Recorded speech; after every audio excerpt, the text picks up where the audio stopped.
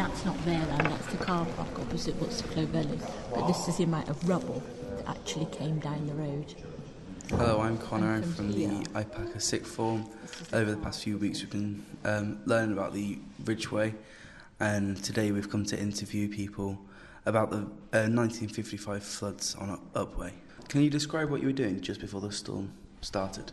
Yes, after going back to school in the brilliant sunshine, when I left at 4 o'clock in the afternoon, it was pouring with rain, and I ran up the road to the cafe where my mum worked, and then later the flood started after that. It was very unexpected. It was a lovely summer. We had played outside, no TVs really in those days, and then suddenly on this beautiful sunny afternoon, this very bad storm started with thunder and lightning and the torrential rain.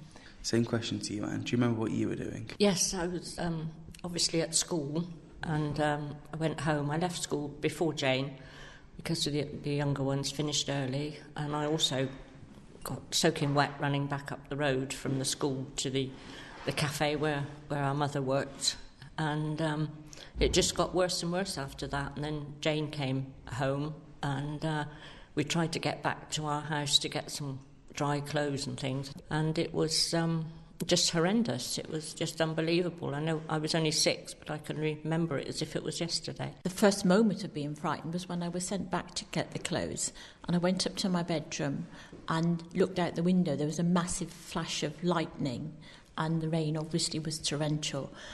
And I can remember taking hold of the curtains and pulling them so I couldn't see anymore, and being very, very frightened at that point. I think when we saw the car washing away down the road, and the height of the water and all the debris going down the road, it was obvious that something really major had happened. But being quite young, I don't think you realised it like an adult would, the real seriousness of it.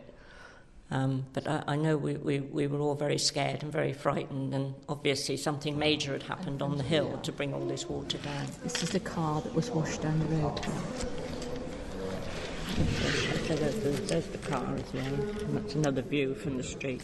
That's our cottage, that's our dad outside the cottage, clearing up.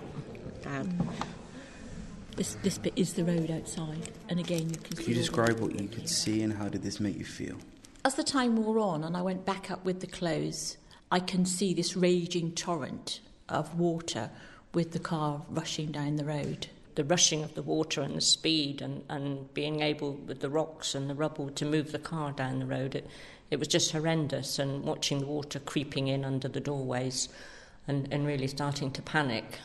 Yes, I'd say it happened very, very quickly, within a matter of minutes. I mean, 1 minute was just pouring with rain, with the thunder and lightning, and the next minute the road was just like a raging river. It was unbelievable how quickly it happened. I know you've described how bad the storm was, but what did it do to the town? Yes, it's affected us greatly, but the aftermath was quite devastating. The road was literally torn up. There was just rubble everywhere. There was a great many people descended on the village to help out. I think the army came as well. And I can remember the story of my uncle who we stayed with. He was on his way to work and he had to plead with the police because he said his sister lived in the village, and he came and rescued us. But the devastation was just unbelievable. The day after, I mean, it was so much cleaning up, and you had the press and people came, and it's like Jane said, the army came and helped us out.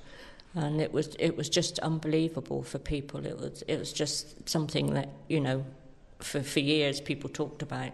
I know it's been 60 years since the flood, but what are your thoughts now looking back on it? Yes, it is unbelievable that it's 60 years ago, but it is, in your memories, it's like it was yesterday. It never actually goes away.